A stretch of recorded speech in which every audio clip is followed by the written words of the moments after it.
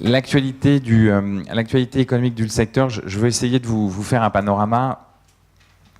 Grosso modo, on a prévu du Tranxène et à la sortie, parce que ce que je vais vous raconter est assez navrant et assez attristant.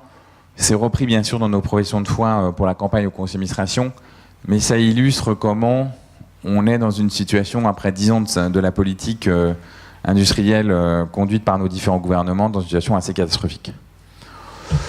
La distribution est sérieusement secouée puisque Phonahouse est démantelée.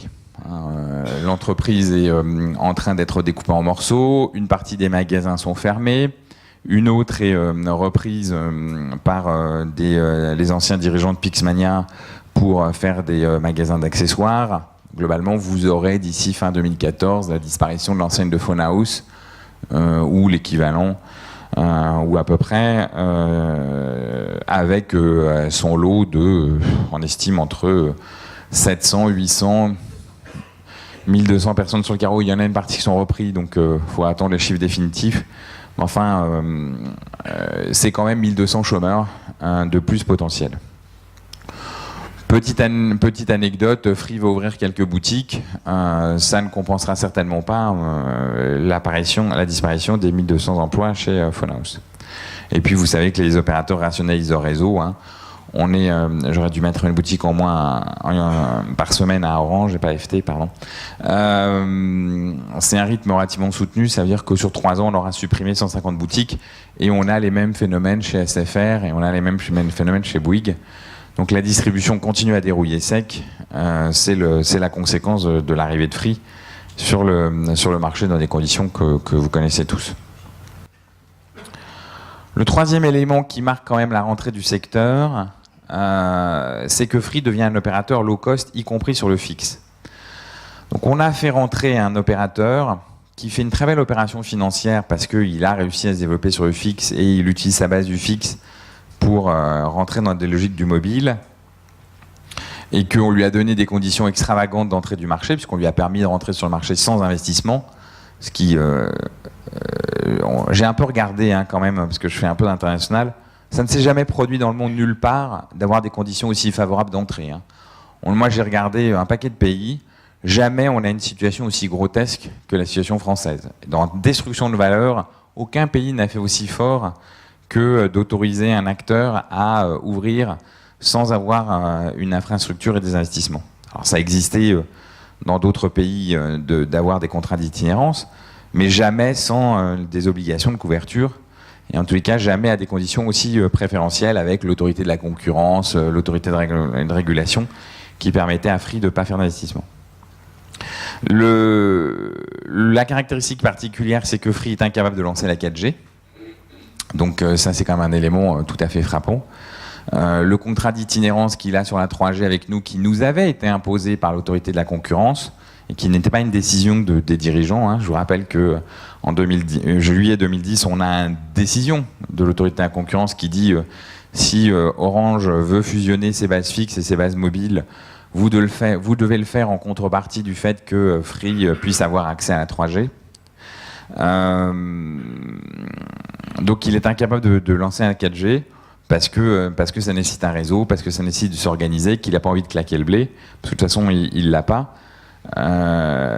Juste pour vous dire, un dernier papier sur les Échos qui est paru il n'y a pas très longtemps disait qu'en réalité, en comptabilité française, Free, petit 1 perd de l'argent et petit 2 ne paye pas d'impôts, tandis qu'en comptabilité américaine, qui est ce qu'on appelle les normes IFRS, qui sont les normes internationales en vigueur, il fait des bénéfices. Et c'est naturellement ce qu'il annonce au marché financier.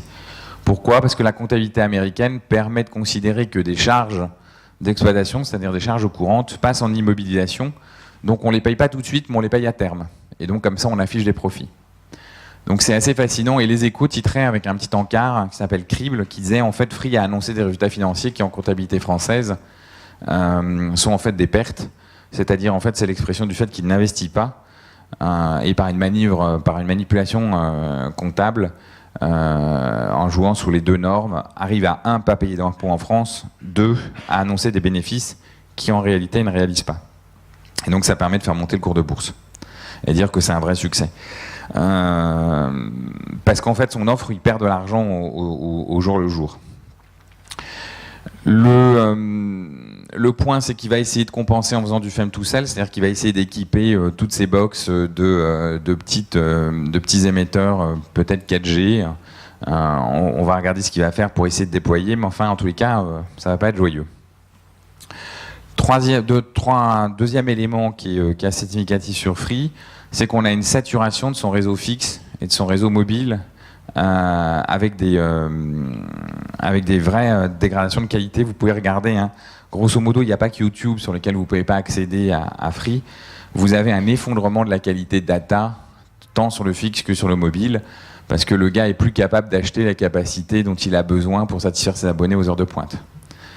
Donc, vous pouvez faire les tests de téléchargement. Alors, bien sûr, vous pouvez faire des tests avec les trucs les speed tests, auquel cas il a identifié les adresses IP, le gars est malin, il a identifié les adresses IP et à ce moment-là, comme par hasard, elles sont prioritaires, donc vous avez des super résultats qui sont très très bons sur les speed tests. Mais quand vous essayez de télécharger, notamment ça a été très frappant, vous avez essayé de télécharger iOS 7 d'Apple, vous passiez chez Free, vous étiez à 3 heures de chargement, vous passiez sur Orange, vous étiez à 10-15 minutes de téléchargement. Donc vous voyez bien qu'en fait on a un problème de saturation. Le résultat, c'est que Free est en train de perdre tous ses early adopters, c'est-à-dire tous ceux qui disaient que Free c'était hype et que c'était vraiment très bon. Donc voilà, donc c'est juste le changement de paradigme qui est important, c'est que Free est en train de devenir un opérateur low cost. Sur l'ADSL, il a un parc installé qui a une érosion qui est très lente et on a une très faible qualité au regard de l'offre ADSL d'Orange et qu'en plus il n'investit pas dans la fibre. Donc en fait, tous les abonnés haut de gamme sont en train de passer de Free à Orange. Et c'est pour ça qu'on a des résultats qui ne sont pas mauvais sur le marché. Donc il faut bien comprendre ça. Alors évidemment, ça prendra du temps parce qu'il faut changer faut que les consommateurs décident de résilier et de reprendre un abonnement. Et c'est pas si simple que ça. Surtout quand ils ont tout pris ensemble.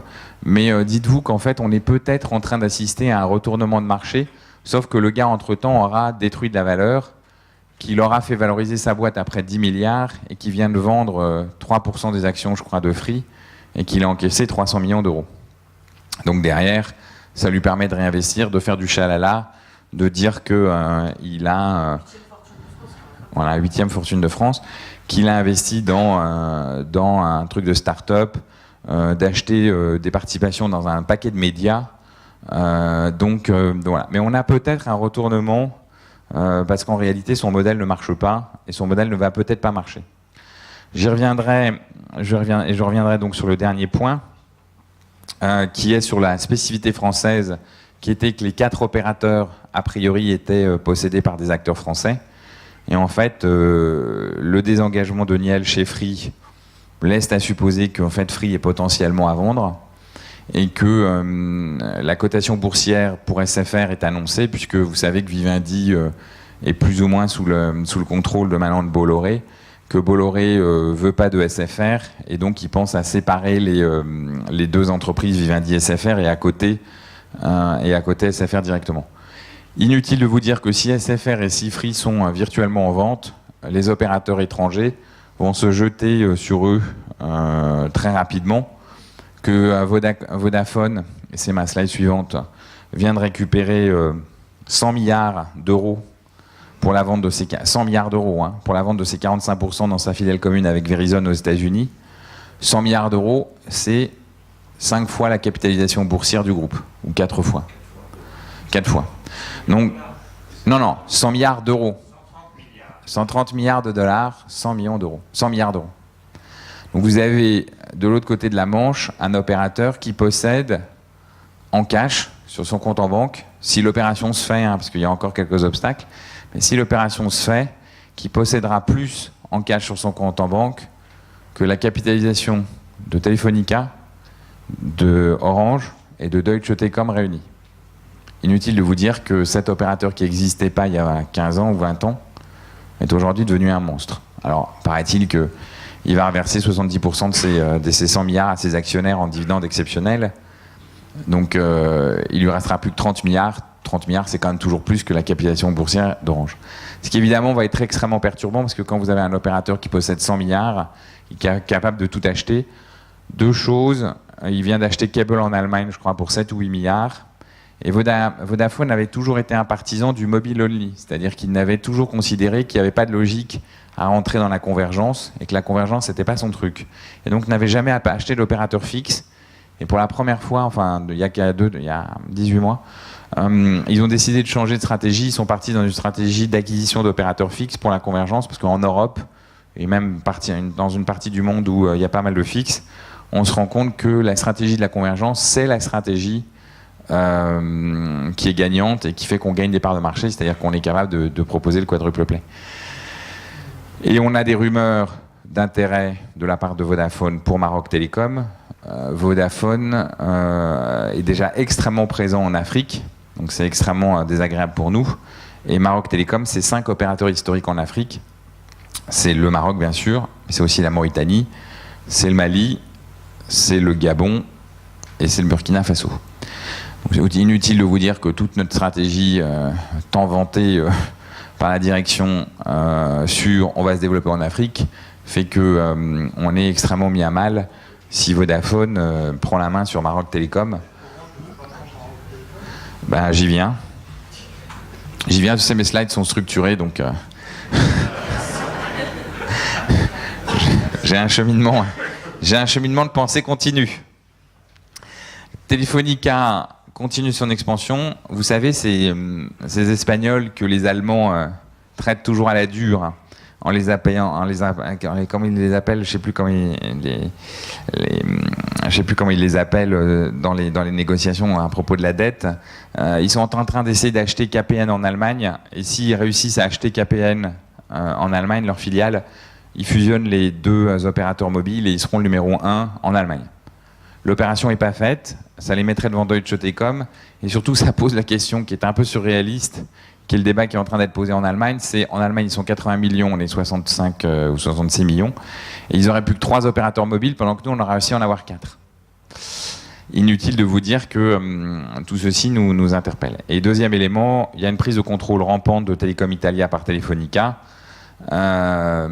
Telefonica a annoncé la semaine dernière qu'il montait dans la holding qui contrôle à peu près un quart du capital de Telefonica, de Telecom Italia, qu'ils en prenaient les 2/3, donc en fait ils sont les actionnaires de référence de Telecom Italia. Donc on est globalement dans une situation extrêmement inquiétante parce que on est en train d'être entouré par un Anglais ultra puissant avec du cash partout, et de l'autre côté un Espagnol qui a certes des tas de problèmes de marque, mais qui a toute l'Amérique du Sud en opérateur, qui est présent dans quasiment tous les pays d'Amérique du Sud, à 3-4 près, qui est très présent en Europe parce qu'il est présent sous la marque O2, donc il est déjà présent en Angleterre, il est déjà présent en Allemagne. Non, il n'est pas en Italie, si ce n'est par la prise de contrôle de Telecom Italia.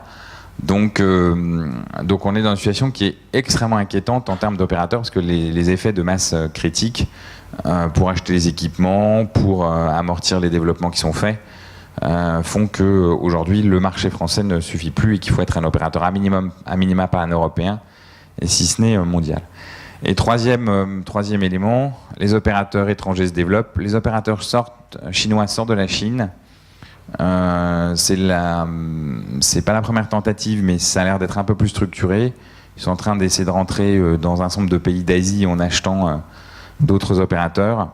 D'habitude, les Chinois sont pas très bons sur la notion de service et d'exploitation de réseau, donc on va voir s'ils arrivent à s'en sortir. Mais enfin, en tous les cas, ils ont énormément de cash.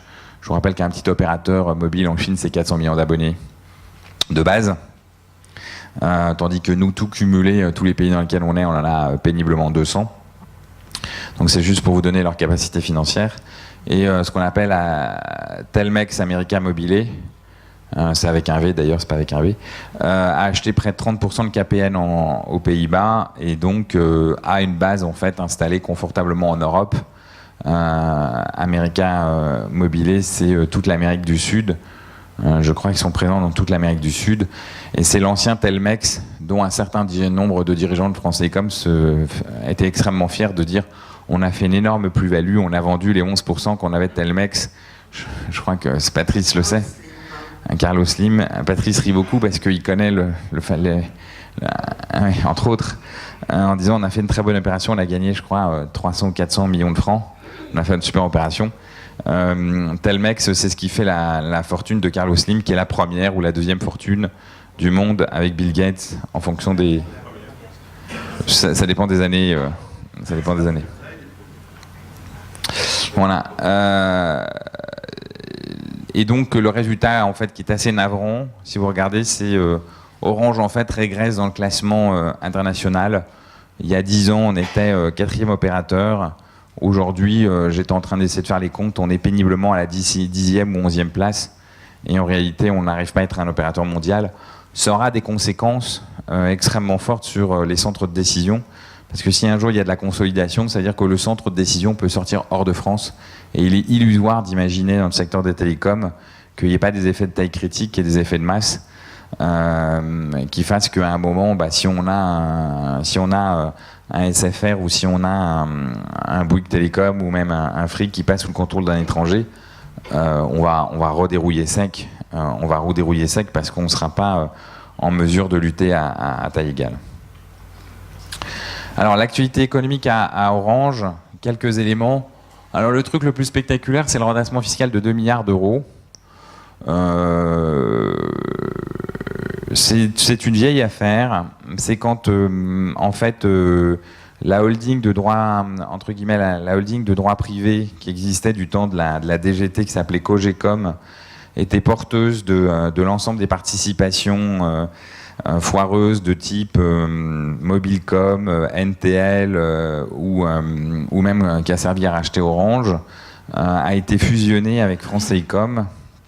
Donc en 2006, je crois, ou 2007. L'opération de fusion a été menée sans demander spécifiquement à Bercy la validation du scénario fiscal. Le résultat, c'est que Bercy, quelques années plus tard, a ouvert une enquête et a considéré qu'il y avait un abus de droit et donc a redressé Orange de 2 milliards d'euros. Alors, les 2 milliards d'euros, déjà, la première chose que notre organisation va demander, parce que c'est tombé au début du mois de juillet, c'est qui a fait le montage foireux et qui n'a pas demandé à Bercy la validation du montage. Parce que ça serait bien que les gens qui nous coûtent 2 milliards d'euros, hein, on est 100 000 salariés, donc je vous laisse faire le calcul, c'est 20 000 euros par salarié. Donc ça vous donne juste l'ambiance des dégâts. Donc c'est absolument gigantesque et c'est absolument délirant. Et on a dans le même temps Bruxelles qui a exigé qu'on rembourse à l'État à peu près 2 milliards d'euros. On a des dividendes qui sont 2 milliards d'euros. On est dans une situation qui est absolument folle. Et c'est pour ça que je souris beaucoup. C'est pour ça que je souris beaucoup quand j'entends dire que la dette de la France est épouvantable et qu'on a, je crois, 30 000 euros de dette par Français. Parce que nous, on a eu un redressement fiscal de 20 000 euros par salarié. Donc, ça vous relativise les chiffres. Soit notre chiffre est gigantesque, soit finalement l'endettement de la France, c'est finalement pas grand-chose. Il suffit de taxer la France comme on taxe Français, enfin Orange. Baisse de chiffre d'affaires sur 2013, c'est pas une surprise. Le seul point positif qui est à noter, c'est une augmentation des ventes sur la fibre. C'est pas encore au niveau où ça devait être, mais c'est le seul élément positif. Dégradation de la marge dans le mobile.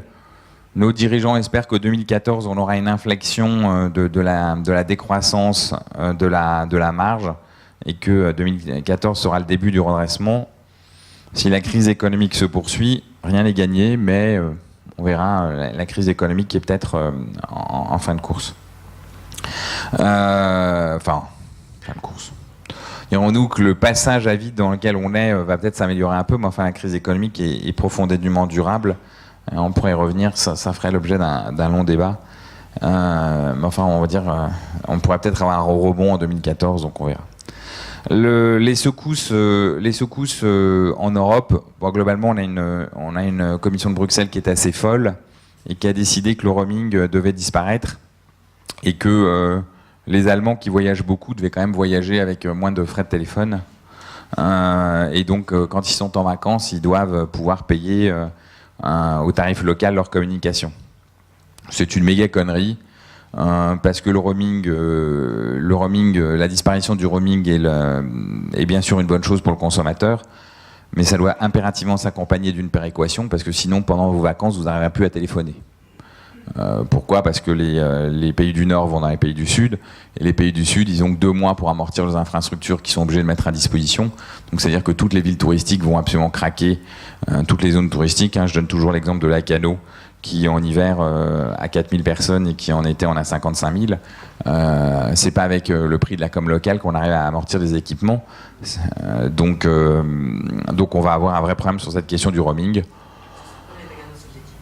Voilà. Ça sera pas cher, mais il n'y aura pas de marchandises dedans. Voilà. Donc on se risque de se retrouver avec une situation totalement folle où dans les pays du Sud on puisse plus téléphoner en été, mais comme ça sera pas cher. C'est à peu près la même dictature c'est à peu près la même dictature de l'absurde que celle qui a introduit Free sur le marché. C'est pas cher, mais il n'y a plus d'infrastructure. Donc voilà. Et deuxième élément, on est sur ce qu'on appelle le modèle convergent, c'est-à-dire fixe mobile. Donc à la fois, il faut être opérateur fixe et opérateur mobile pour survivre. Sinon, on se fait laminer parce que le consommateur essaye de rationaliser l'ensemble de ses offres autour d'une seule offre, et c'est un modèle dominant.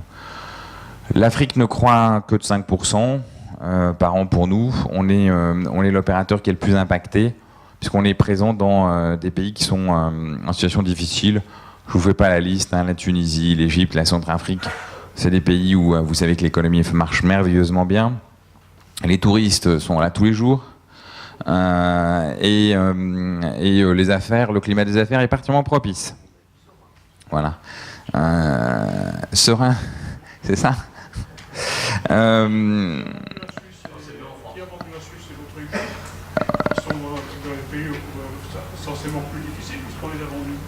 Alors la Suisse et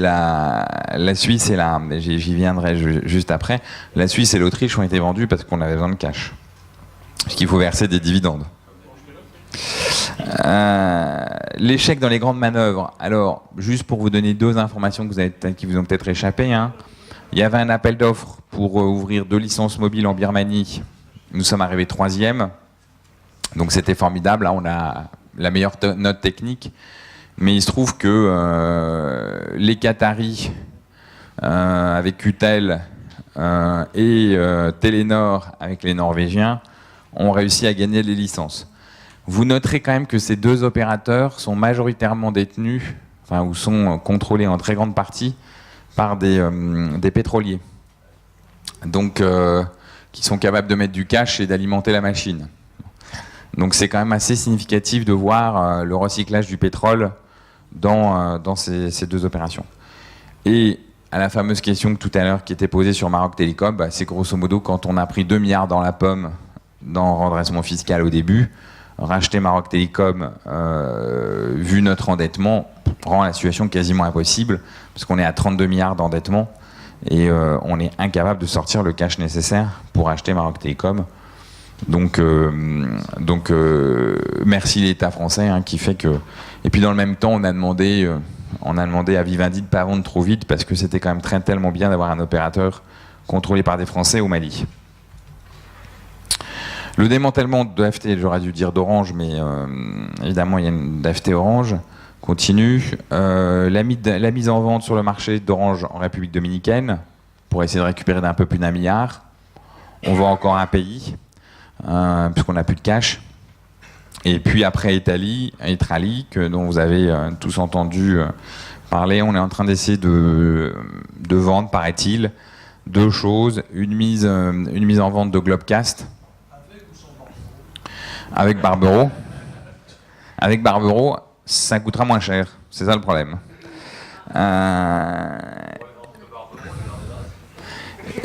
Oui, on pourrait. Et la deuxième, c'est une rumeur de vente sur les régies publicitaires du groupe. Au moment où la publicité sur Internet commence à devenir rentable. Formidable. Donc, ça avait été acheté très cher par Lombard, notamment Unimaxis. Ça avait été acheté très cher en Angleterre. Alors la publicité devient extrêmement rentable, mais globalement, on n'a pas choisi un mode de régie qui aujourd'hui permet d'avoir des sites d'audience. Donc en fait, c'est toute la problématique du contenu, enfin toute cette stratégie-là qui équivalent. Voilà. Je vous raconte le démantèlement. Voilà. L'annonce de l'introduction en bourse de I a été de nouveau refaite. Je vous en avais déjà parlé en avril. Et la situation de Deutsche Telekom est identique à celle de FT, alors d'Orange, je devrais dire.